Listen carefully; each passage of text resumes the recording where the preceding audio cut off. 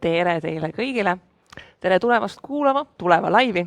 Räägime täna sellest, kuidas saada kolmandast sambast maksimaalselt kasu. Stuudios oleme täna kahekesi. Mina olen Kristi Saare, olen investor, olen Tuleva liige, olen Tuleva nõukogu esimees ja mul on täna abiks selleks, et kolmanda samba sissemaksete teemast rääkida Ekateriina Tint, kes on samamoodi investor, rahatarkuse koolitaja ja Tuleva liige. Nii, soendusküsimus, Ekateriina, sa ikka kogud kolmandasse sambasse raha? No ikka. Ja plaan on meil siis täna selline, et me käime teiega läbi kõik olulisem, mida on vaja teada, selleks, et veel enne aasta lõppu arvutada välja, kui palju sa saad kolmandasse sambasse raha sisse maksta. Samal ajal, kui me vestleme, on teil võimalus küsida küsimusi. Neid küsimusi on võimalik nii siia sama laivi alla kastikesse kirjutada, nii selle sama Facebooki eventi alla või siis saata neid ka kirjalikult tuleva@tuleva.ee. Et meie tiimist Pirje on meil siin kaamera taga vaatamas ja jälgimas teie küsimusi püüdmas ja lõpus võtame teie küsimused ka ette, kui midagi veel jääb segaseks või vajavad lisatäiendusi. Ja miks me sellest kolmanda samba sissemaksete teemast otsustasime eraldi laivi teha, ongi peamiselt seetõttu, et see pealtnäha tundub väga lihtne, et sul on justkui sellised protsentuaalsed piirid ees, aga tegelikult seal kipub olema päris palju selliseid detailseid nüansse, mis me siis üritame teiega täna ka läbi käia. Ja alustuseks selleks, et me kõik oleksime ühel lehel, siis Ekateriina teeb otsa lahti selle väga lihtsa küsimusega, et miks me kolmandast sambast räägime, miks üldse kolmandasse sambasse koguda. Miks see teema on ju? Jah, miks see on teema? Et kes võib-olla esimest korda kuulavad, et saab investeerida kolmandasse sambasse, siis päriselt investorina me tahame koguda raha pikaajaliselt, meil on võimalus teine sammas, on võimalik tulevas, on teisi pensionisambaid ja siis kolmas sammas on see vabatahtlik võimalus panustada soovitud summas ja teha täiendavaid investeeringuid valitud pensionifondi. Ja kolmanda samba puhul, number üks küsimus, et kui mul on võimalik investeerida ise, näiteks ise valida investeerimisfond, miks ma valin kolmanda samba ja miks väga mitmed investorid, ja ma ei tea ühtegi investorit, kes ei ole kolmandat sammast valinud, et miks valitakse ja alustatakse kolmast sammast. Ja siin on väga head 3 põhjust. Number 1, tegemist on sisuliselt automatiseeritud võimalusega pikaajaliselt koguda.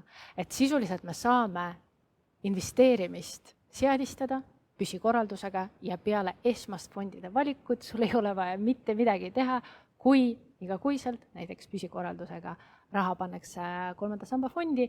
Ja aasta lõpus sul on võimalus üle vaadata, et kas sa saad teha täiendava sissemakse, et selle maksusoodustuse maksimaalselt ära kasutada. Ja teine on oluline nüanss nüüd minu isiklikult ja teiste jaoks on see, et me tahame investeerida headesse fondidesse. Me tahame investeerida fondidesse, mis ei sööks meie sissemakseid kulukate tasudega ja siinkohal kolmanda samba puhul meil tegelikult järjest on tulemas, aga on suurepärane valik indeksfonde, ehk me saame investeerida väga madalate tasudega, sisuliselt sa sõidad selle üldise aktsiaturuga kaasa ja saad turu keskmist tootlust. Ja kolmandaks, maksusoodustused. Maksusoodustused tegelikult on primaarne. Mina ütleks, et see on nagu number 1 tegelikult põhjus, miks me üldse kolmanda samba poole vaatame, sest maksusoodustusi on siin 2 tüüpi. Esimene maksusoodustus on see, et sul on ühekordselt võimalik saada tulumaks enda investeeringu pealt. Päriselt ühekordselt pluss 20% peale tuludeklaratsiooni esitamist on võimalik saada. Ja teine maksusoodustus on tegelikult see, et on võimalik raha välja võtta soodsama tulumaksumääraga. Et mitte 20% maksta, vaid 10% või isegi 0% sõltuvalt sellest, millise valiku sa teed. Juhul, kui sa võtad raha siis, kui sul on pensioniajani jäänud vähemalt 5 aastat ja soodsam tulumaksumäär. Mina isiklikult olen enda jaoks seda valikut matemaatiliselt välja arvutanud, sest tore, kui kõik räägivad, aga mina tahtsin enda jaoks veenduda, et kas on matemaatiliselt ikka nagu parem. Minu blogis on võimalik seda kalkulaatorit leida ka blogi artikli juures, mis räägib kolmandast sambast.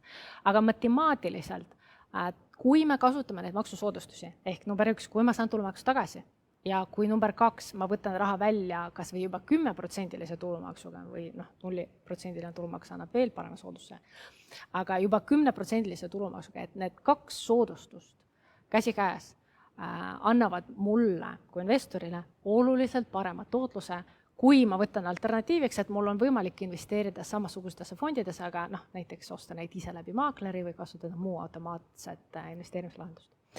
Nii et matemaatiliselt tänu maksusoodustustele me saame paremat tootlust teenida. Ja ma arvan, need 3 aspekti, mis on välja toonud, on primaarsed, aga maksusoodustused on number 1, mida igaüks võiks ära kasutada. Ja siin on küsimus ka olnud, et kui maksusoodustusi ei saa, võib-olla tulumaksu tagasi ei saa, et siin ongi see küsimus, et kui tulumaksu tagasi ei saa, siis ei pruugi tootlus nii hea olla. Ja võib-olla selline väga levinud küsimus, mida üldse ka küsitakse väga tihti, et kust ma investeerimist alustan, siis praeguseks me oleme Eestis jõudnud tegelikult sellisesse punkti, et pea kõik, kes siin rahatarkuse teemal räägivad, annavad suhteliselt sarnase soovituse, et kui sa tahad tulevikuks raha hakata koguma ja tahad seda investeerima, siis mõistlik on kõigepealt alustada pensionivarast, kõigepealt teha korda oma teine sammas, valida mõistlik fond ja sealt järgnevalt siis hakata koguma 3. sambasse ja enne, kui see sama 3. sammas ei ole maksimeeritud, sellest me täna räägime, mida see maksimeerimine tähendab, ei ole tegelikult vaja iseseisvalt tegutseda. Ja 3. samba puhul inimestele väga meeldib ka tõesti see automatiseeritus, et paned püsikorralduse, sa ei pea ise käima kuskil neid oste tegemas, jälgima, sa ei pea ise tegelema selle tulu deklareerimisega, see info ilmub kõik su tuludeklaratsiooni ise, et selline ideaal, et kui ise ei taha väga palju keerulisi asju teha, siis selles lihtsuses on oma võlu. Ja põhjus, miks meie siin täna tulevast just 3. sammast räägime, et eks ju tuleval ka oma 3. samba fond pakkumises on. Tuleva 3. samba fond just laupäeval tähistas oma 3. sünnipäeva ja 3. sünnipäevaks, et tuleva 3. samba fond on Eesti kõige suurem 3. samba fond. Fondis on praegu 100 miljonit eurot kogunenud ja kogujaid on tempokalt läheb, aasta lõpuks on ilmselt juba 50 000 inimest, kes on tuleva 3. samba osaku omanikud. Nii et väga paljud inimesed on 3. samba enda jaoks avastanud ja see üha populaarsemaks muutub, aga hoolimata sellest tuleb päris palju küsimusi, millele me siis üritame täna siin laivi jooksul ka ära vastata. Ja esimesed paar sellist olulist nüanssi, millele juhiks tähelepanu, kui me räägime 3. sambasse kogumisest, siis see esimene maksusoodustus, millest me oleme väga palju praegu rääkinud, aga üldse 3. samba mõistes on väga oluline termin kalendriaasta. Ehk siis arvestus selle kohta, et kui palju sa 3. sambasse saad sisse panna ja kust tuleb see tulumaksu tagastuse piir, see on kalendriaasta põhine. Ehk siis 1. jaanuarist kuni 31. detsembrini. Põhjus, miks me siin oktoobrikuus praegu räägime, ongi väga hea, et kalendriaasta lõpp paistab, et sa jõuad veel enda selle aasta tulu üle arvutada põhimõtteliselt, et kui palju sa jõuad veel sisse kanda. Teine asi, millele tasub tähelepanu juhtida, on see, et miks tasub olla tähelepanelik, kui palju sa 3. sambasse raha sisse maksad, on sellepärast, et sellel maksusoodustusel konkreetselt on maksimaalne ülempiir. Ja seda maksimaalset ülempiiri arvestatakse 2 moodi, on 2 erinevat piiri ja oluline on siis see, et kumb tuleb varem ette. Sul on võimalik panna 3. sambasse iga-aastaselt nii, et sa tulumaksu tagastust saad kuni 15% oma brutotulust. Sellest, mis täpselt siis kõik brutotuluks kvalifitseerub, me kohe hakkame rääkima. Teine piir on siis kuni 6000 eurot aastas. Mida see sinu jaoks siis tähendab, on see, et sa isiklikult pead vaatama, kumb piir tuleb sul enne ette. Selle maksimaalse 6000 eurot aastas saab 3. sambasse panna siis, kui sinu aasta tulu on vähemalt 40 000 eurot. Igakuise palgana on see kuskil 3300 ja natukene peale eurot. Ehk siis, kui sinu sissetulek igakuiselt on piisavalt kõrge, saad sa aasta lõikes panna 6000 eurot maksimaalselt. Kui sinu sissetulek on alla 40 000 euro aastas, siis sinu puhul määravaks saab see 15% piir. Kui sa kannad sellest üle, siis midagi ei juhtu, aga see on see, kui palju on võimalik maksutagastusega tagasi saada. 3. asi, mis on väga oluline tähele panna, on see, et ei ole oluline, millal või mitmes osas sa kolmanda samba sissemaksed teed. On inimesi, kes teevad makseid igakuiseid, on inimesi, kes teevad makse korra aastas, kas aasta alguses või aasta lõpus, kellel milline eelistus on. Ei ole ka oluline see, et millal sa täpselt oled alustanud kolmandasse sambasse kogumist. Kui sa näiteks täna, 17. oktoobril lähed, avad oma kolmanda samba, siis sul on lubatud siiski terve 2022 kalendriaasta eest raha sisse kanda. Et ei ole vahet, et sa ei olnud 1. jaanuarist alates kolmandasse sambasse koguja. Tasub küll tähele panna seda, et me räägime, et kalendriaasta lõpeb meil 31. detsembril, aga aasta kõige viimast kannet ei tasuks 31. detsembri peale jätta, lihtsalt sellepärast, et raha laekub pensionikeskusesse ja osakud antakse välja tavaliselt 1 tööpäevase viivitusega, mis tähendab seda, et tööpäevadest rääkides laupäeviti ja pühapäeviti osakuid ei väljastata. Ehk siis tasub vaadata, et kuidas need kuupäevad seal jooksevad ja mis võiks olla viimane kanne, et me üldiselt soovitame inimestele, et igaks juhuks võiks teha 28. detsember selle kõige viimase kande, et siis sa saad olla veel kindel, et ta jõuab selle aasta sisse. Muidugi mõistlik oleks võib-olla teha viimane kanne enne jõule ära selleks, et ei peaks jõululauas samal ajal kui jõululuuletusi võib-olla meelde tuletad. Ja kalendrisse paned endale meeldetuletused. Ja, et kalendrisse panna meeldetuletus, teha see viimane sissemaks ära. Nii, aga nagu öeldud, seal maksutagastusel on piir ja see sõltub sinu tulust. Ja käime siis teiega nüüd järgnevalt läbi selle, et mis täpselt on siis kolmanda samba mõistes tulu ja mis täpselt ei ole kolmanda samba mõistes tulu. Ja siin tasub, täpsustan üle, et see tulumaksu tagastuse soodustus, nagu me rääkisime, 6000 eurot on see maksimaalne piirmäär, millest sul tagastakse tulumaks. Mitte sa ei saa 6000 eurot päriselt, ühekordselt see oleks küll hea, aga sisuliselt juhul, kui näiteks sul on sisetulek nii suur, et sa investeerid näiteks 500 eurot iga kuu ja kokku see teeb 6000 eurot aastas, siis peale tuludeklaratsiooni esitamist sul on võimalik potentsiaalselt tulumaks tagasi saada summas 1000 eurot 200 ehk 20% sellest sissemaksest. Ja seega küsimus ongi see, et 15% nagu millest ma seda arvutan, kust ma seda numbrit võtan. Ja siin tegelikult lühidalt võib öelda seda, et kui sa saad palka, oled palgatöötaja, siis see arvutus on tegelikult üpris lihtne. Et sind huvitab sinu brutotulu, mida sa oled saanud siis alates 1. jaanuarist kuni 31. detsembrini, mida sa oled selle perioodi jooksul kätte saanud. Kui sa ei ole haige olnud, ei ole puksal käinud, siis see ongi 12 kuud korrutatud sinu kokkulepitud brutotulu. Ja nii lihtne see tegelikult on. Siin võib olla eripäraks välismaalt saadud palgatulu ehk jällegi tulumaksu arvestuse ja kolmanda samba 15% arvestuse juures maksuametid tegelikult ja meid huvitab see, et mis on see tulu, millelt ma maksan tulumaksu või millelt keegi minu eest maksab tulumaksu. Ehk need võivad olla juba need tasud, mis ma olen saanud ilma tulumaksuta, et ma saangi kätte neto palka, me saame vanemahüvituse, sünnitustoetuse, me saame näiteks haigushüvitisi, võib-olla renditasu, kui keegi on sellest tulumaksu kinni pidanud ja see läheb selle brutotulu arvestusse. Siia lisaks siis käivad igasugused teised tulud, mis sa oled võib-olla aasta jooksul saanud, aga millelt ei ole veel tulumaksu keegi sinu nimel kinni pidanud, mida sa ise hakkad deklareerima. Investorite puhul on see tavaliselt ühisrahastuse intressid näiteks.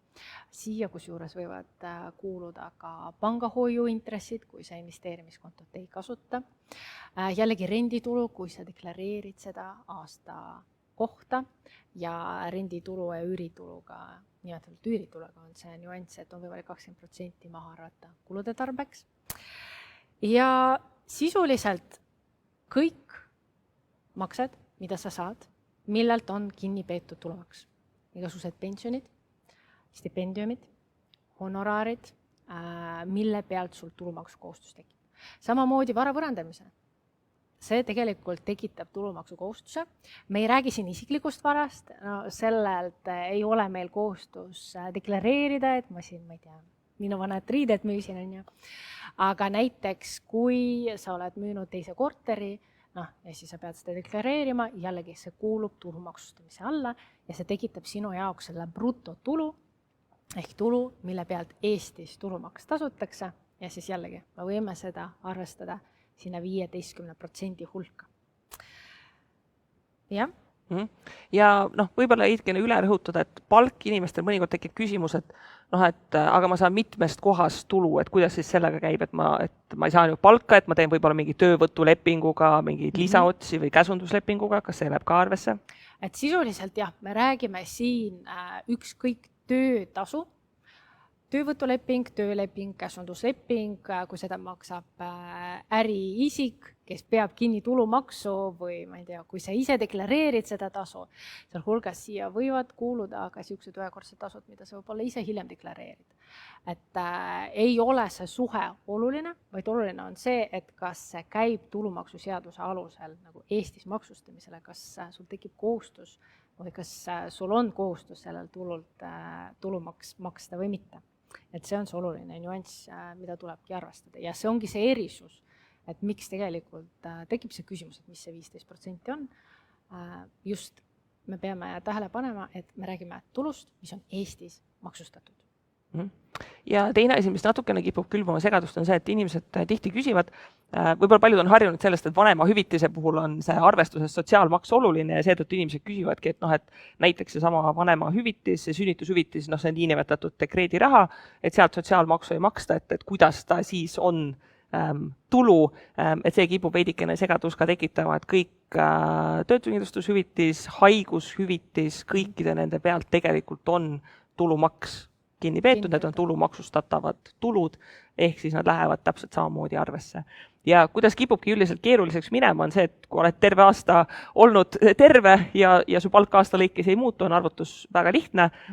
Kui sa vahepeal saad näiteks boonuseid või lisatasusid, et sinu sissetulek on aasta lõikes erinev, vahepeal oledki haige, nii et ei saa kogu aeg töötasu, vaid saadki näiteks sedasama haigushüvitist, et see kipub natukene segadust tekitama. Ja seda tulumaksustamist me räägime ka, et kust kohast neid tulusid on võimalik leida, et kontrollida üle, sest et mõned tuluallikad kipuvad olema sellised, et teatud tingimustel nad on tulumaksustatud, teatud tingimustel nad ei ole ja see kipubki veidikene segadust tekitama. Ja kui me tahaks vaadata nüüd selle teise poole üle, et mis siis ei ole kolmanda samba mõistes tulu, siis see on natukene lühem nimekiri õnneks, et pea kõik asjad, mida me eraisikutena saame, tulumaksuga siiski ära maksustatakse. Aga siin on nüüd siis 3 konkreetset asja, millele tähelepanu pöörata. Esiteks, kolmanda samba arvestuses ei ole tulu lihtsustatud korras maksustatud ettevõtlustulu. Ja mis see reaalsuses on siis ettevõtluskonto. Et väga paljud inimesed seda võib-olla ei kasuta, aga ettevõtluskonto lubab igasuguseid lisatööotsi teha niimoodi, et kui raha sinna laekub, siis automaatselt peetakse 20% kinni ja inimestel tekib tihti küsimus, et 20%, et justkui tulumaks, et kas ma saan sellega arvesse võtta, aga reaalsuses ei saa, et see ettevõtluskonto lihtsustatud maksustamisüsteem on täiesti eraldiseisev ja see ei lähe aastatulu arvestusse. Siis teine asi, mida tähele panna, on siis seesama välismaalt saadud palgatulu ja dividendid. Nüanss, mis siis nendega on seotud, nagu eelmisel slaidil oli märgitud, et need, mille sa tuludeklaratsioonis punkti 8.1 deklareerid, see läheb arvesse. Need, mis lähevad punkti 8.8, mille pealt siis Eestis maksuvabastus kohaldub, see ei lähe sinu tuluarvestusse. Ja kolmanda asjana, kui me oleme täiesti nüüd uuesti nende igasuguste toetuste lainel tagasi, siis kõik sellised toetused, millelt ei ole tulumaksu kinni peetud, mis ei ole siis tulumaksustatud, ei lähe tuluarvestusse. Väga tihti räägitakse näiteks, et et ma lapse tuleviku jaoks kogun, pannes selle igakuise peretoetuse kasvama, siis see on näide toetusest, mis ei ole tulumaksustatud. Et praegu see 60 eurot igakuiselt peretoetus, mis nüüd siin lähiajal tõuseb, selle pealt tulumaksu ei ole kinni peetud, mis tähendab, et ta sinu tuluarvestusse ei lähe. Lisaks, kuna seda küsimust mõnikord tuleb, inimesed küsivad, et ma sain näiteks eelmine aasta tulumaksu tagastust mingis summas, et kas see on minu jaoks tulu, siis vastus on, et ei ole, see on maksutagastus, mis tähendab seda, et see on kunagi varem maksustatud raha, mis põhimõtteliselt sinu juurde uue ringiga jõuab. Nii et võib-olla kokkuvõttes saab öelda, et õnneks pea kõik tulud, mida me saame, eraisikuna kolmanda samba arvestusse lähevad. Nüüd küsimus on lihtsalt selles, et kuidas me võimalikult efektiivselt ja lihtsalt need erinevatest allikatest tulnud tulud kokku arvutame. Kuidas investorina olla dividendituludega? Ja dividenditulud, me sellega võib-olla korra käiks veel läbi hästi, et see on üks võib-olla sellistest kõige keerulisematest kohtadest, et samamoodi, et ettevõtted maksavad sulle dividendi ja nemad omalt poolt peavad tulumaksu kinni ja enne aastat 2019 oli süsteem väga lihtne, dividendide maksustamine, 20% tulumaksu peeti kinni, 80% said kätte. Siis nüüd tekitati aastast 2019, kui ma õigesti mäletan, see korduv dividendide maksustamise loogika, mis lubab siis regulaarselt makstud dividende madalama maksumääraga maksustada, see kurikuulus 1486, ainult siis, kui saajaks on juriidiline isik. Kui saajaks on eraisik, siis tuleb see täiendav tulumaks seal kinni pidada, eraisik ei saa madalama maksumääraga kätte ja see on siis see niinimetatud 7% maksustatud osa dividend. Need inimesed, kes investeerivad eraisikuna näiteks Balti börsil, on seda kannet näinud, kui sa saad mõne Balti börsi ettevõtte dividendi, siis tavaliselt see laekub kahes osas. Esimene osa ongi see, mis on maksustatud 20% maksumääraga ja teine on see, mis on maksustatud 14% maksumääraga ja siis on tavaliselt lisarida, kus on siis kirjas see täiendatav 7% tulumaks, mis siis kinni on peetud ja see läheb ka sinu tuluarvestusse. Ta on tavaliselt selline väga väike summa, aga kellel portfellid võib-olla suuremad on, siis ta võib päris oluliselt tegelikult seda tulemust mõjutada. Nii et see on võib-olla keerukuse koha pealt kõige sellisem keerulisem koht, mis üles leida. Ja, aga sisuliselt see dividend, kui mina saan näiteks dividendi, mis on maksustatud selle 20% tulumaksu, see tegelikult ei lähe minu selle just konkreetselt kolmanda samba arvutuse sisse, sest see tegemist ei ole minu nimel kinni peetud tulumaksuga, kuigi ettevõte on seda tasunud. Ja siia me tegelikult võtame arvessegi ainult selle 7% tulumaksuga minu nimel tasutud tulumaks, mida on võimalik tagasi saada. Nii, aga nüüd siis see küsimus, et kust me saame kõik selle vajaliku info kätte, et oma tulud siis kokku lüüa, sellepärast et tuludeklaratsiooni me esitame alles kevadel, aga kolmanda samba mõistes meil on vaja kalendriaasta lõpuks, et meil oleks pilt selge, et mis siis täpselt ja kus kohas on toimunud. Ja kõige kergem on tegelikult teha Maksuamet lahti ja lihtsalt vaadata päringust minu sissetulekuid. Et see on tõesti, kui me hakkame seda 15% arvutama, siis sa päringust saad lahti klõpsata kõik enda tuluallikaid ja tuvastada, et kas on selle pealt tulumaks kinni peetud või ei ole. Et kui sa näed, et tulumaks on kinni peetud, siis see tähendab, et sa võid julgelt seda endale kirja panna näiteks ja selle pealt 15% välja arvutada.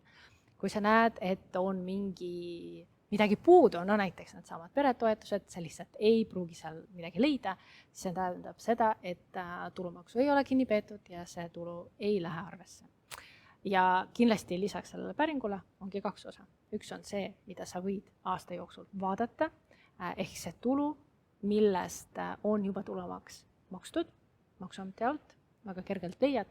Ja number 2 on see tulu, mida sa ise pead deklareerima, mida sa lisad sellele juurde ja see ongi see tulu, mida sa juba tead, et ma näiteks pean alates 15. veebruarist deklareerima veel ühisrahastuse intresse, pole midagi veel, mida aasta jooksul, võib-olla seal ei ole seda isikut, kes sinu nimel seda tulumaksu kinni peab.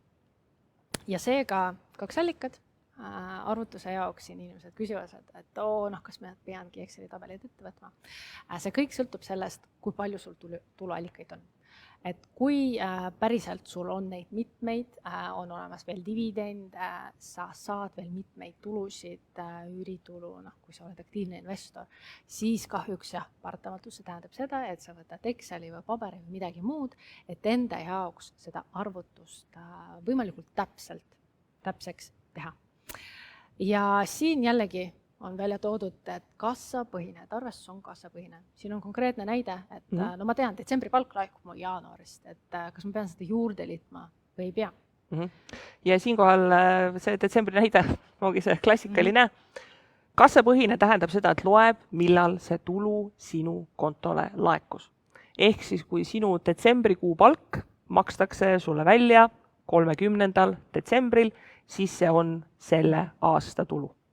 Kui ta makstakse välja sulle 2. jaanuaril, siis see on juba järgmise aasta tulu. Ja see on üks nüanss, mida tasub tähele panna, sellepärast, et meil see maksuloogika ja see info, mida sa näed maksuametist, ongi selline, et kui detsembrikuus makstakse sulle palk välja, siis TSD ettevõttepoolne deklaratsioon väljamaksete kohta, selle esitamise tähtaeg on 10. jaanuar, mis tähendab seda, et kui sina detsembri lõpus, mis sest, et sul võib olla see palk juba kontole laekunud, sa logid maksuametisse sisse ja sa ei näe seda seal. Ja siis sa pead ise lihtsalt teadma, et olgu, et seal on mingi summa, mis veel tuleb.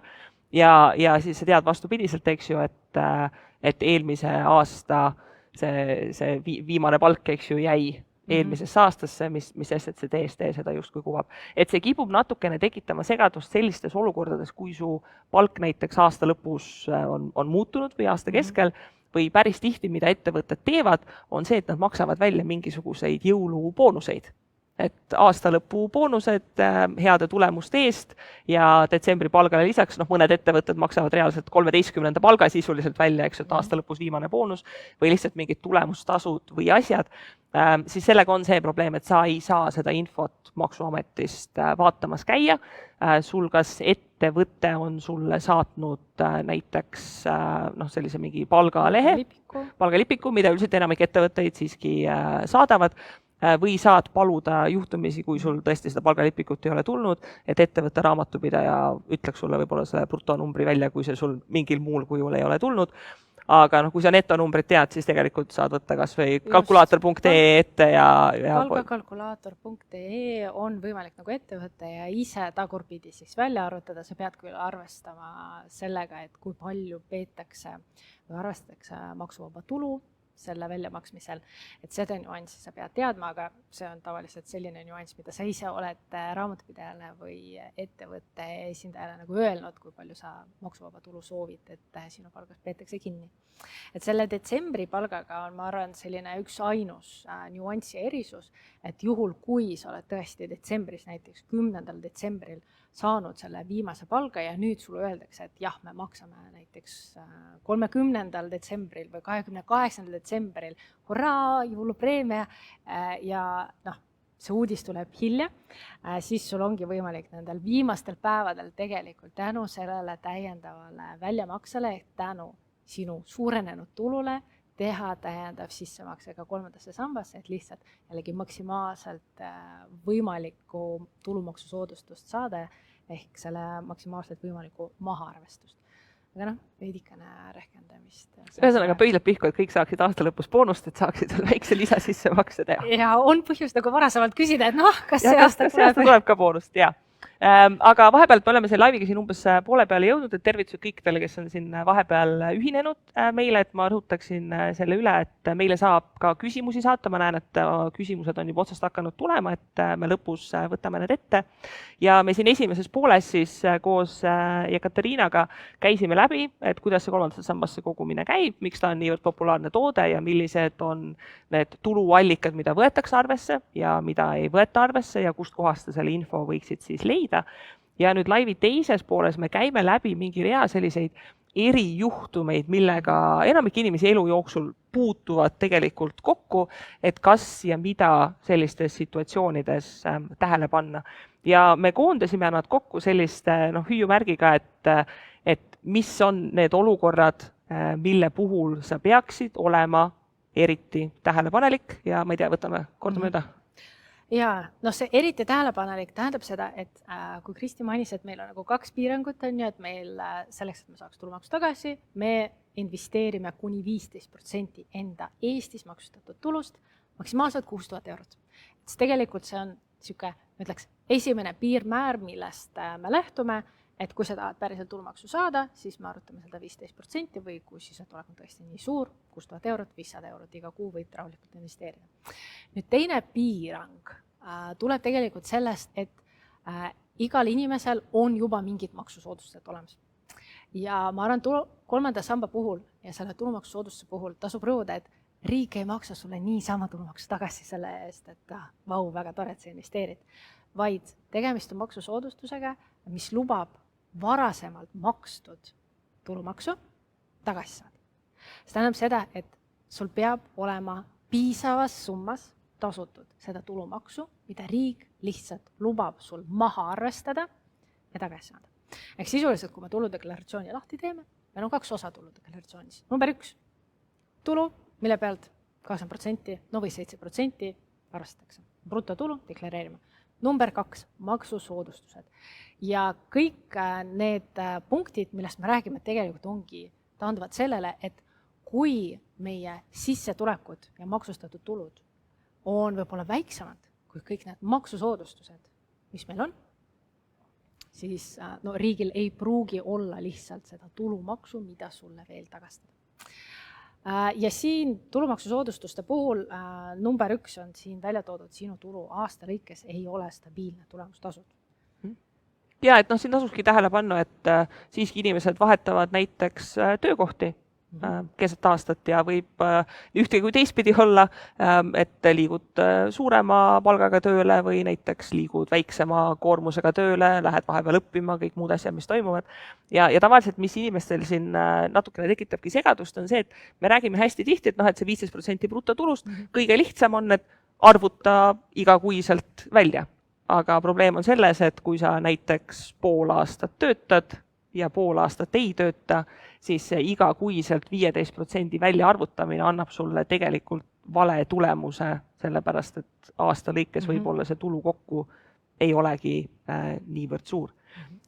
Teine asi, mis on võib-olla just selline suuremate maksete koha pealt, on see, et kui sul tuleb tõesti erakorralisi suuri tulusid, seesama näide, et sa müüd näiteks, ma ei tea, päranduseks saadud korteri, mille pealt pead maksma tulumaksu ja tulebki ühekordselt mingi selline väga suur tulu, siis võibki tähendada, et sa palgast muidu ei saaks oma 15% palla või tegelikult selle maksimumpiirini ei liiguks, aga äkitselt ühel aastal on hüppeliselt suur tulu ja sa saad ootamatult 1 aasta näiteks sellesama 6000 eurose maksimumi sisse panna.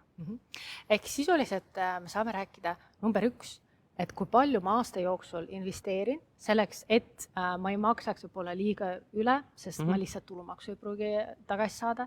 Ja siin on oluliselt ka teised maksusoodustused, mida koheselt arvestada.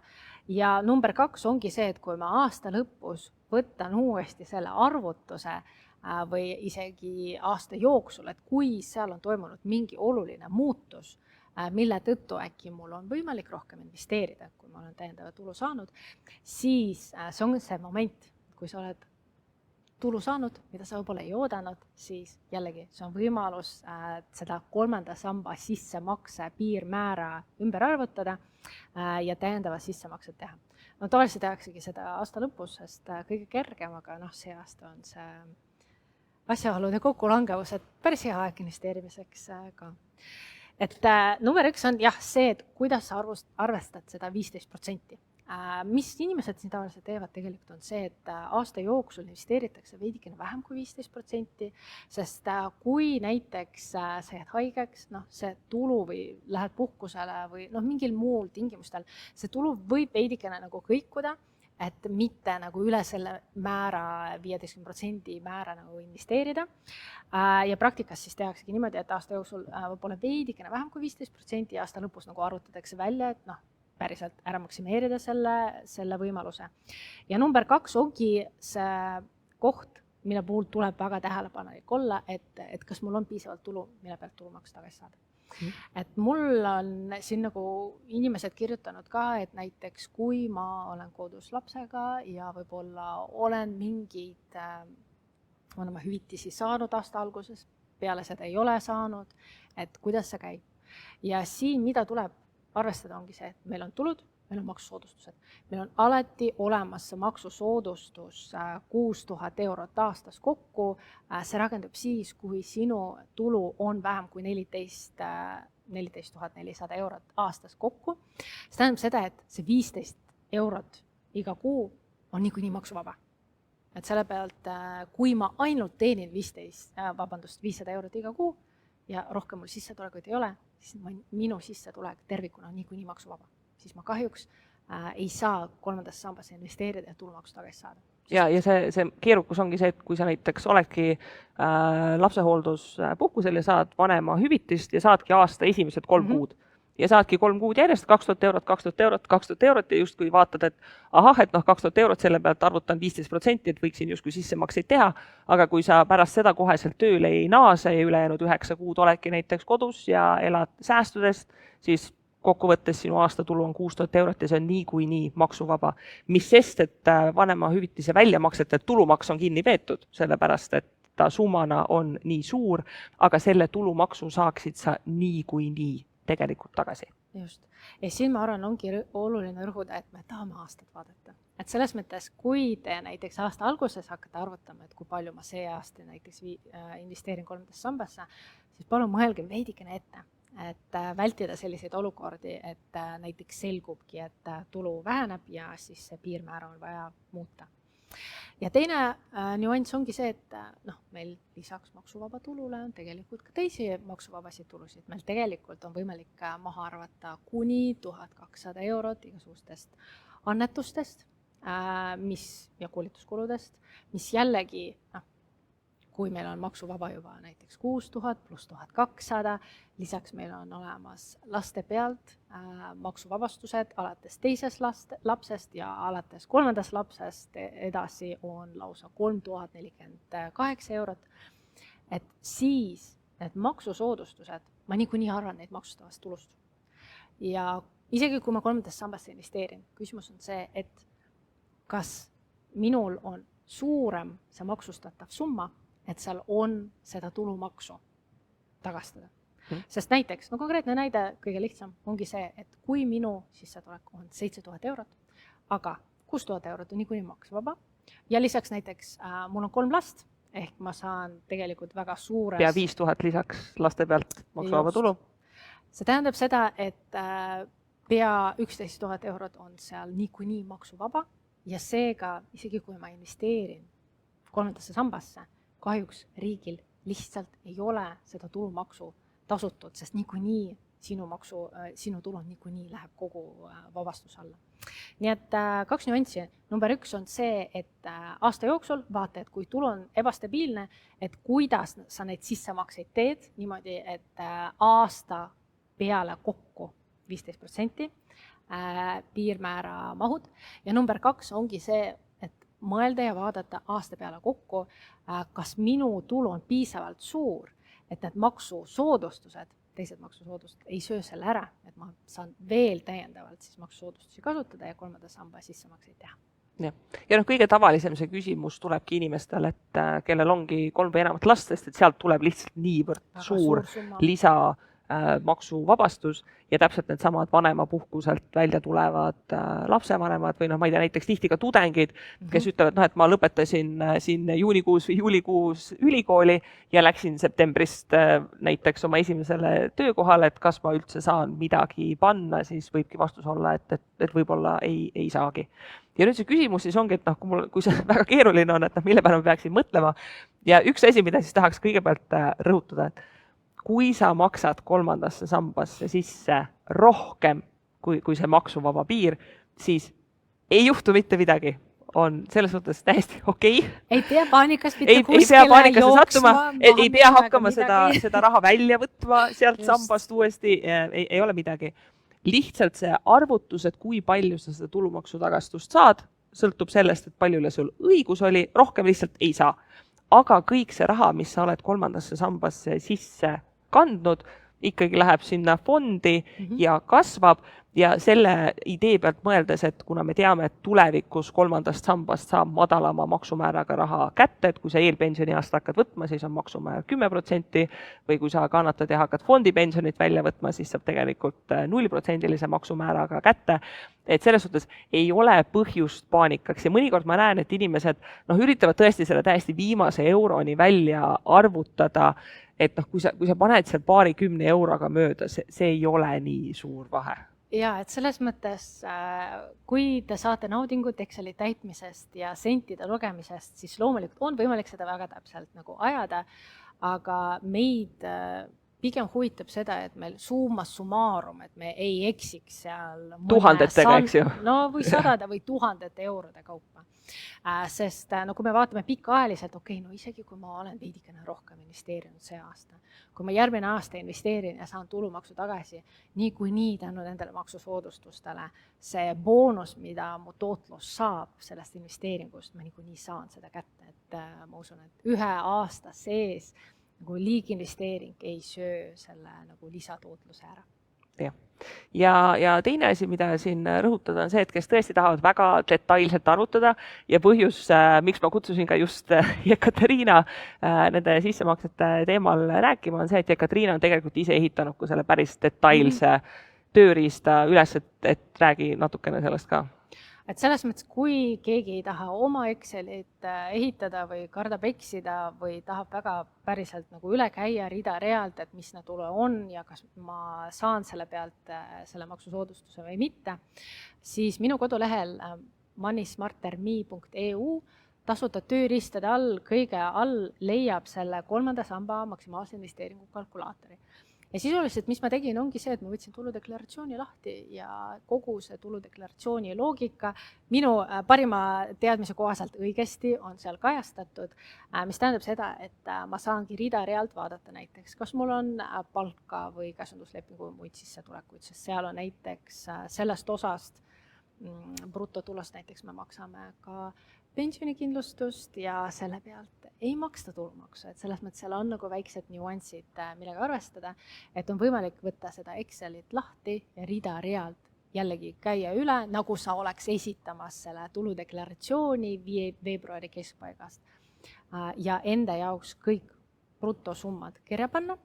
Sa saad ka kirja panna seal kohe ka näiteks mitu last sul on, et see automaatselt arvestab sinu teisi maksusoodustusi ja see kalkulaator või see Exceli tabel lihtsalt annabki sulle vastuse, et kui palju sa saad täiendavalt investeerida, arvestades selle piirmääraga, et 15% maksustatud tulust, mitte rohkem kui 6000 eurot ja see teine piirmäär on see, et peab olema see tulumaks tasutud, mille pealt, mida meile siis tagastatakse, et arvestades ka teisi maksusoodustusi. Ja siin on ka üks küsimus, et kas on oluline, kui palju mul aasta jooksul seda maksuvaba tulu kinni peetud on või mitte. Ja tegelikult, kui me räägime tulumaksu tagastusest, siis see ei määra osatähtsust selles mõttes, et niikuinii Maksuamet võtab veebruari lõpus, millal nad vaatavad need üle, tänapäevast on juba automaatselt, et nad niikuinii vaatavad sinu terve aasta tuludeklaratsiooni, see tähendab seda, et kõiki tulusid, kõiki maksusoodustusi ja siis arvutatakse ka päriselt õigeks, et mis see aasta maksuvaba tulu on, arvestades seda, kui palju sul kokku brutotulu on. Ja seal on ka teised mõjutajad, mis seda mõjutavad. Aga kaudselt, kui näiteks ma olen aasta jooksul palunud, et keegi või mulle näiteks arvestatakse maksimaalselt maksuvabastus ja aasta lõpus selgub, et maksuvabastusele õigust ei ole, sest tulu on näiteks üle 23 500, siis see lihtsalt jällegi tähendab seda, et see ei pruugi selle tulumaksu tagasi saada. Kui aasta jooksul tegelikult selle võrra on juba sulle tulumaksu vähem kinni peetud. Ja see on kaks asja, millele tasuks tähelepanu pöörata. Üks küsimus, mida ka mult küsitakse, on see, et kui ma olen töö juures palunud seda tulumaksuvaba miinimumi arvestada, eks, et ma saan sealt juba selle osaliselt raha, et kas see tähendab, et mul siis ei ole õigust 3. samba tulumaksu tagastusele, et nad ei ole selles suhtes omavahel seotud, et sul on sellel õigus. Mõnikord küsitakse, et aga kui ma tahan näiteks annetuste pealt tulumaksu tagastust saada, et kas ma saan 3. samba tulumaksu tagastust ka lisaks, siis vastus on jah, et saab. Ja see kolmas ühend, see ongi see, nagu Jekateriina ütles, et näiteks teen tuludeklaratsiooni ära, olen maksnud 3. sambasse raha, enda järgi arvutasin välja, et mul on õigus panna ja peaksin saama seda tulumaksu tagastust ja lõpuks arvutan mulle tuludeklaratsioon välja, et ma ei saa maksutagustust, et kas ma olen midagi valesti teinud. Ja seal tavaliselt see toimibki niimoodi, et tõenäoliselt sul on mingi asja pealt tekkinud lisatulumaksu kohustust, mida siis arvestuslikult nullitakse selle pealt, et sa saaksid näiteks 3. samba maksutagastust. Seesama näide, et oled tulumaksuvaba miinimumi palunud kasutada, tegelikult selleks õigust ei olnud, oleksid pidanud tagasi maksma, aga oled jooksvalt pannud 3. sambasse raha, peaksid sealt saama tulumaksu tagastust, et nad omavahel arveldatakse ära. Et seetõttu tasubki täpselt jälgida, et mõnikord inimesed ehmatavad ära, et ma arvutasin välja, et peaksin saama 500 eurot tulumaksu tagastust, aga miks ma ei saanud ja tihti ei saanudki sellepärast, et oleks mingi asja eest võib-olla pidanud ise tulumaksu lisaks maksma. Nii et õnneks on võimalik seda väga täpselt ja detailselt teha, aga ei ole midagi hullu, kui väikese summaga seal eksid. Ja nüüd siis võtame natukene kokku mõned soovitused 3. samba kogumise koha pealt ja siis võtame ette teie küsimused, mida juba otsast on natukene ka tulema hakanud.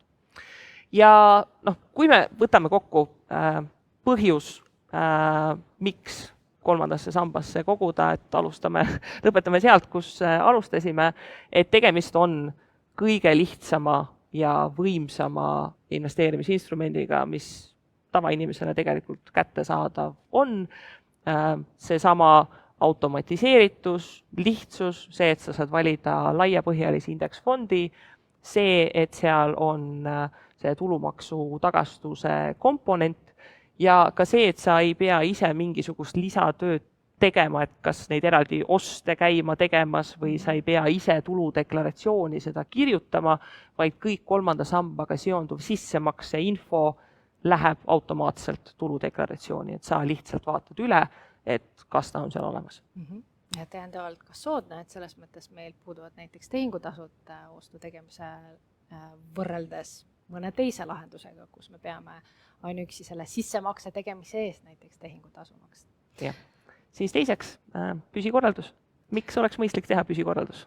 See on viis, kuidas täiesti ja garanteeritult teha hea otsus.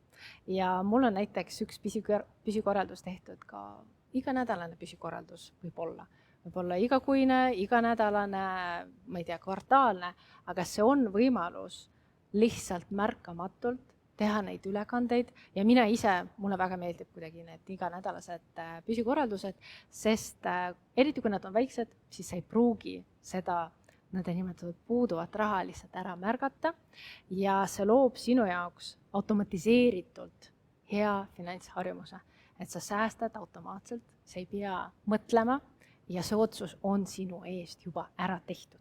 Ja suur pluss on ka see, et siis aasta lõpus seal samas jõululauas, kus me oleme oma mõtetega juba jõuludes, et aasta lõpus, kui raha kulutad jõulukinkidele, siis kas sul on vaba raha, eks ju, et maksimeerida see 3. sammas ära, et kui sa aasta alguses midagi ei ole maksnud ja siis detsembrikuus hakkad vaatama, et oih, et tegelikult see aasta ma saaksin võib-olla, ma ei tea, 2000 või 3000 eurot sisse panna, siis kas selline vaba raha on lihtsalt olemas.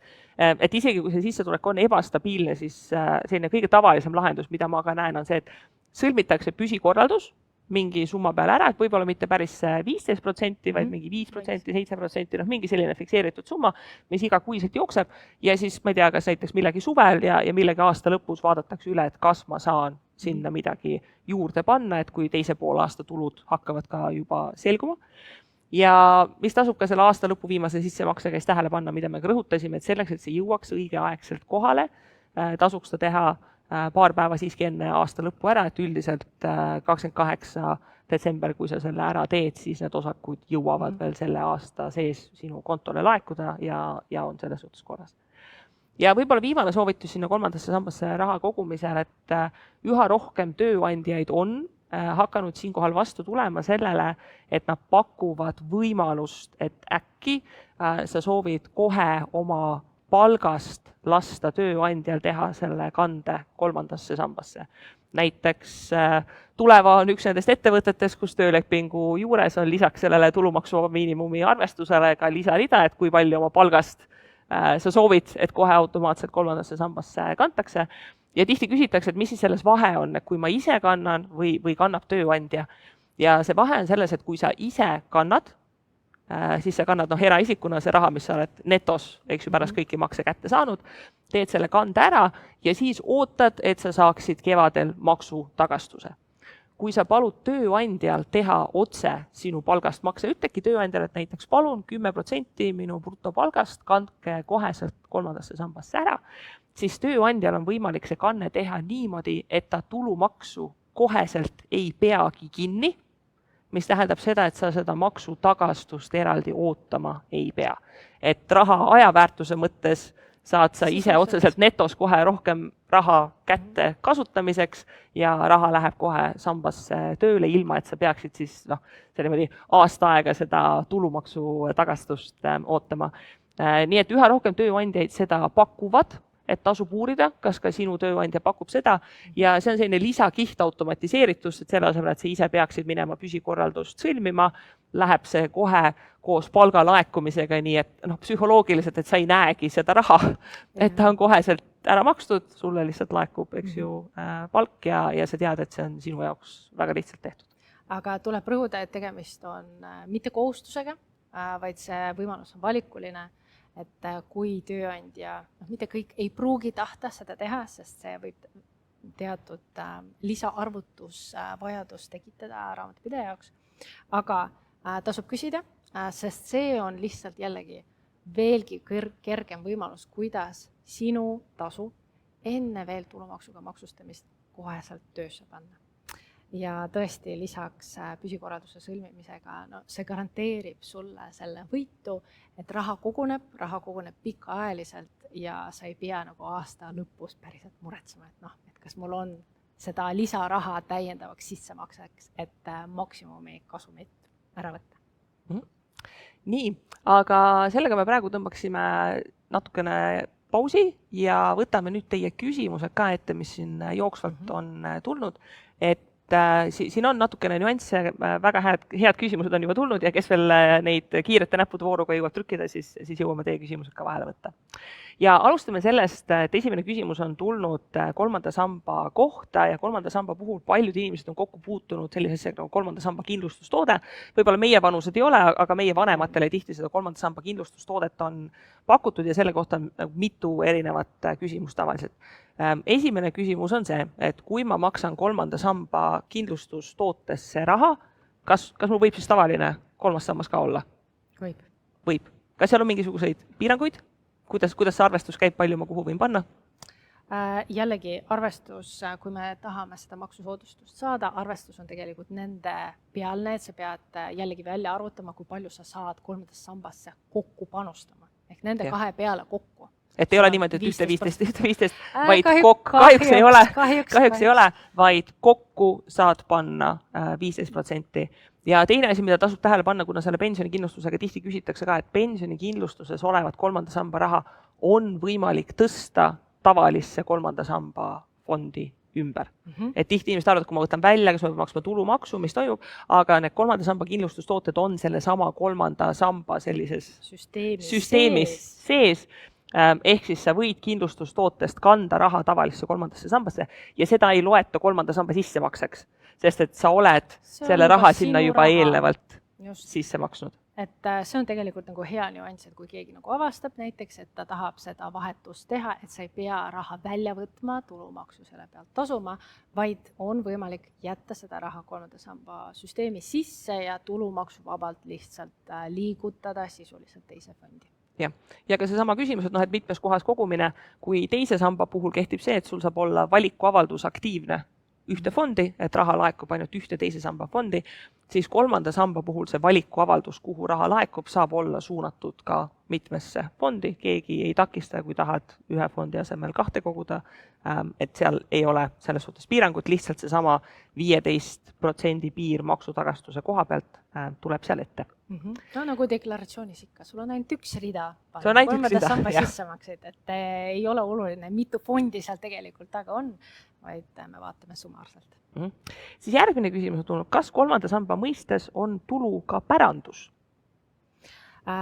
Tulumaksuseadusega on niimoodi, et kui ma saan päranduse, no näiteks ma sain kinnisvara, ja kuni ma sellega mitte midagi ei tee, siis tegelikult seda nõnda nimetatud saadud vara ei maksustata.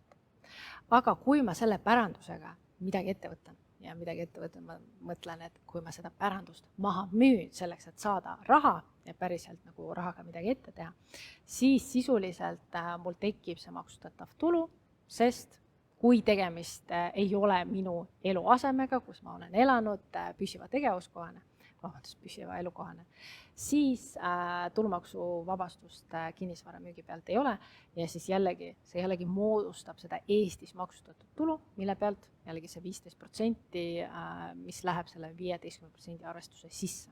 Ja.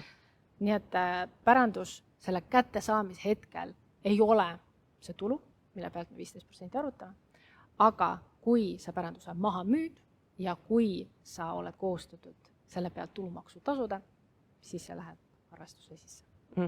Ja teine nüanss veel, mis tihti kolmanda samba tulu koha pealt tuleb, et kolmanda samba osakud, samamoodi nagu teise samba osakud, mis on välja maksmata, on pärandatavad, eks ju, kui sinuga midagi juhtub, see läheb pärandi hulka ja on kaks varianti, kui sa kolmandast sambast pärandust saad, et kas sa võtad need osakutena vastu enda pensionikontole või kui sa võtad rahana vastu, siis see 20% peetakse kinni ja saad rahana. Aga tõesti pärandi saamise hetkel Eestis ei maksustata ja seetõttu sa ise saad ka planeerida, et mis aastal näiteks kinnisvara või mida iganes müüa, et on suurem tulu ja saangi sellel aastal näiteks siis panna selle maksimum 6000, kui tavaliselt palgapõhiselt ei saa panna.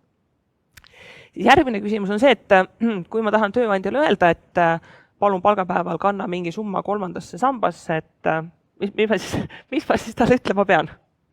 Nii, kas tuleval oli selle kohta tegelikult üks abistav materjal?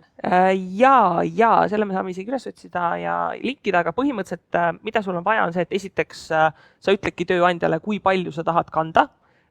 Variante on 2, sõltub tööandjast, mõne puhul sa ütled fix summa, et ma tahan näiteks kanna nii mitu eurot igakuiselt. Meil tuleva näitena see, et meil on protsent.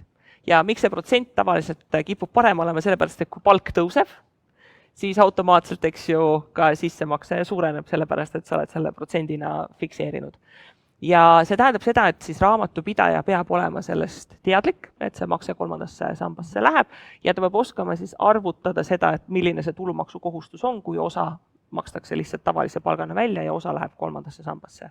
Praeguseks võib öelda, et minu meelest enamik suuri raamatupidamistarkvarasid on võimelised arvutama välja seda erisust, et kui sa tahad kolmanda samba sissemakset. Aga nagu Katriine enne ütles, et see ei ole kohustus tööandjal ja mõned tööandjad ei viitsi, ei taha või see IT-võimekus ei ole niivõrd suurepärane, et alati võib küsida, aga mõnikord lihtsalt ei saa. Nii, siis see küsimus, et kas on mõistlik teha lapsele kolmas sammas ja teha sinna sissemakseid?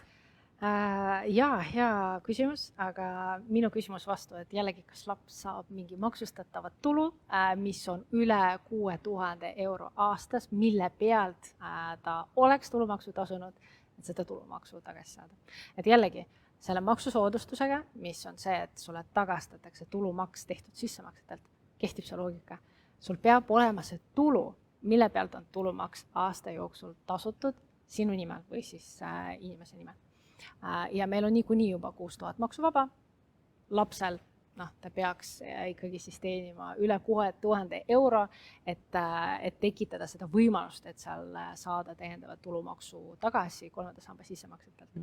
Ehk tavaliselt niimoodi otseselt ei kasutata, aga mõned vanemad mõtlevad, et enda nimel näiteks teha täiendavat sissemaksed. Kui ei ole varem olnud seda soovi nagu täis 15% panna, siis laste nimel või nagu laste tuleviku jaoks investeerimiseks teha see täiendav sissemakse enda kolmandasse sambasse.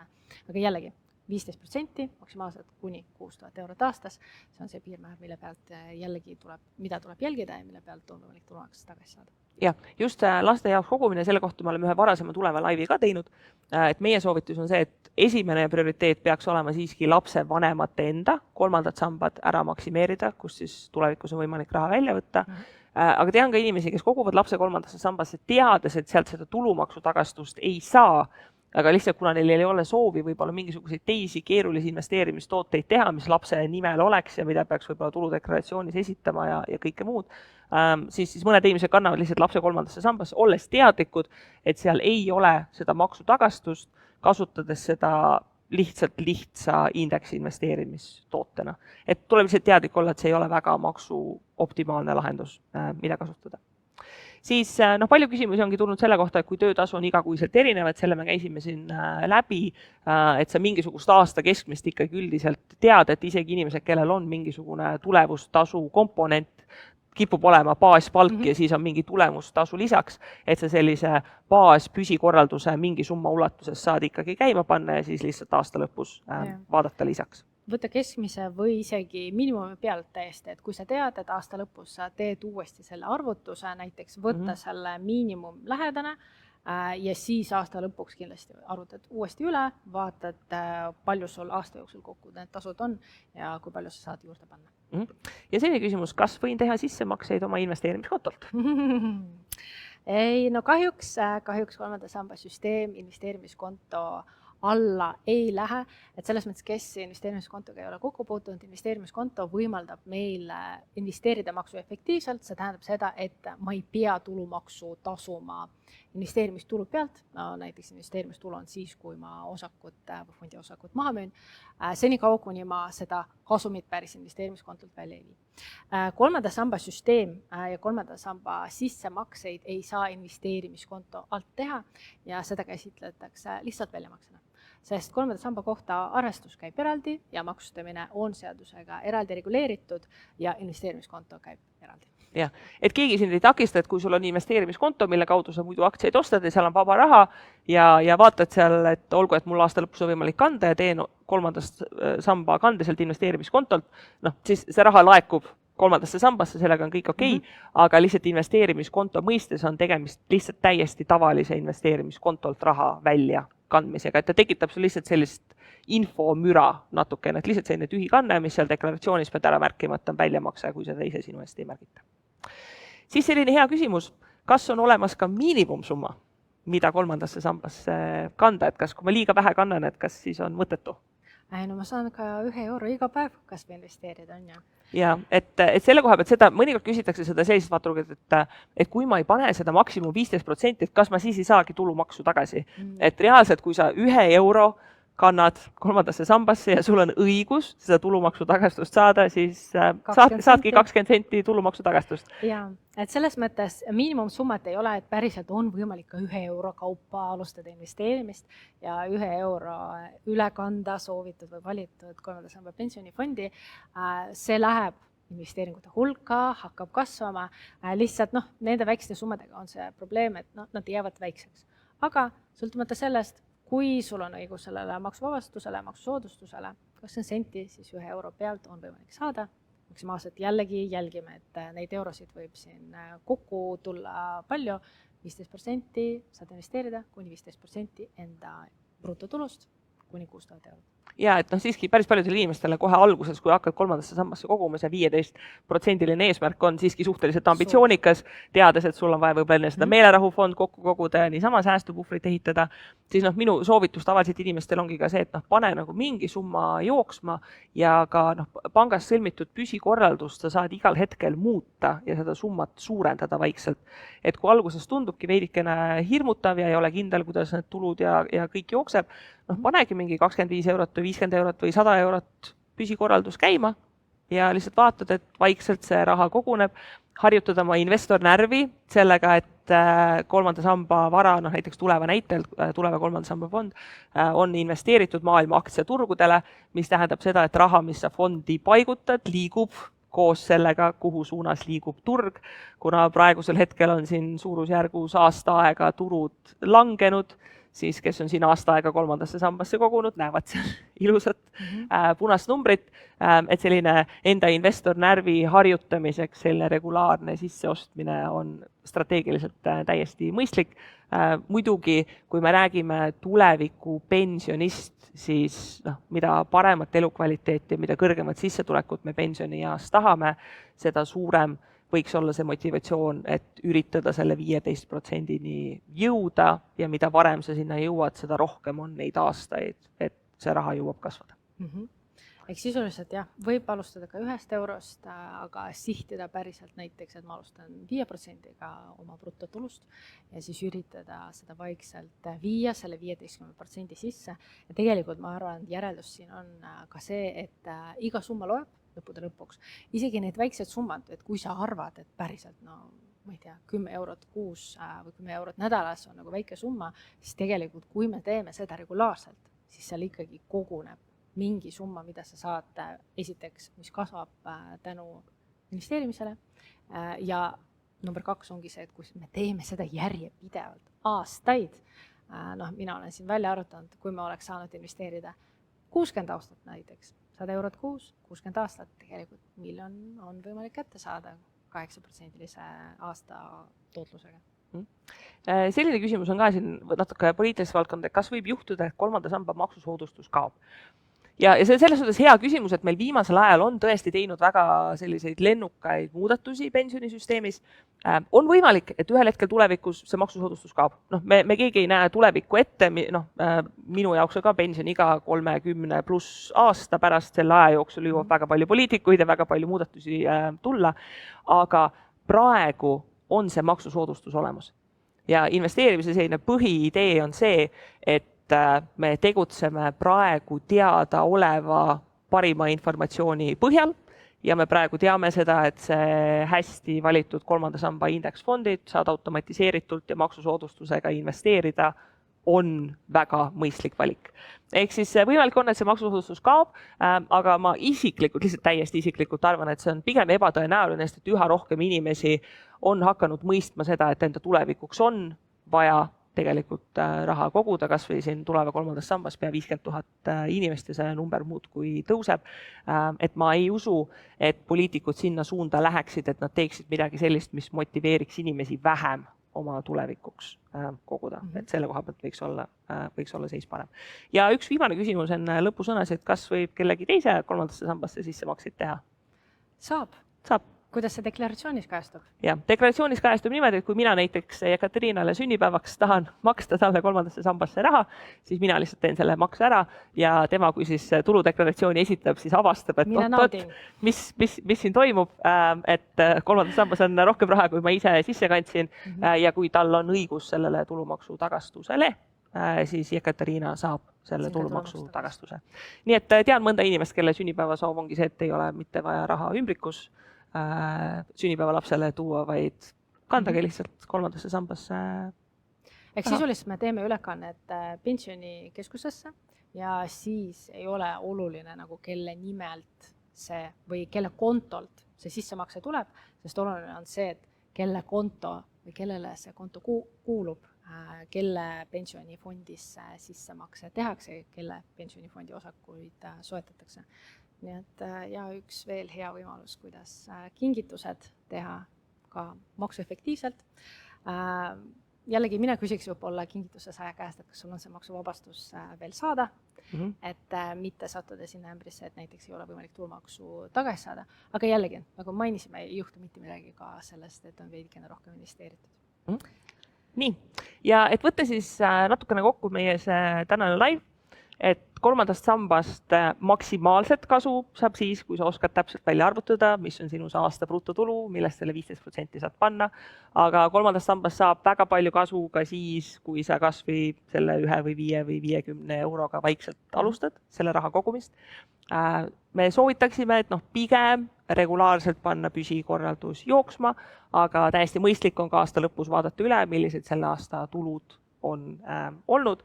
Ja 3. samba sissemaksete kohta ka võib-olla üks asi veel, et kes kõik tulevas koguvad, siis tuleva pensionirakendus pension.tuleva.ee sisse logides on sul võimalik näha esiteks oma pensionivara seisu, teiseks sa näed, et kui palju sa oled juba see aasta 3. sambasse sisse maksnud.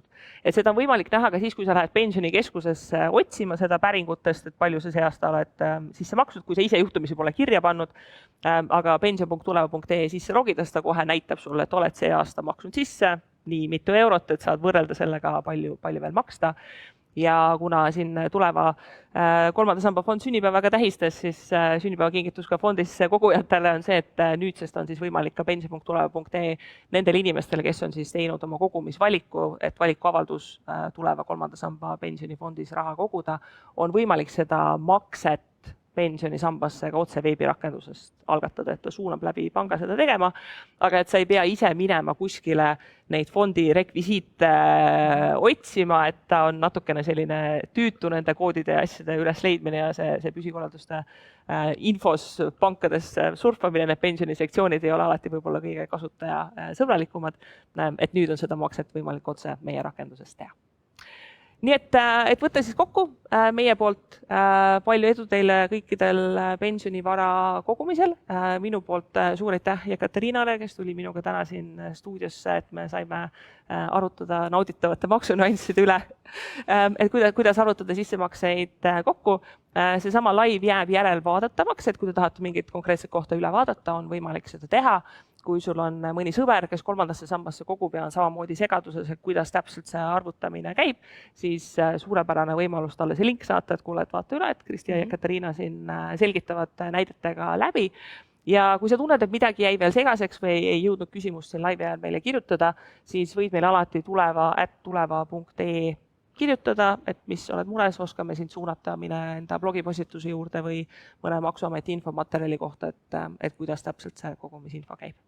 Nii et meie mõlema poolt suur aitäh teile, edu siis arvutamisel ja enne aasta lõppu viimaste maksete tegemisel ja palju õnne ka tuleva kolmanda samba pensionifondidele. Aitäh teile!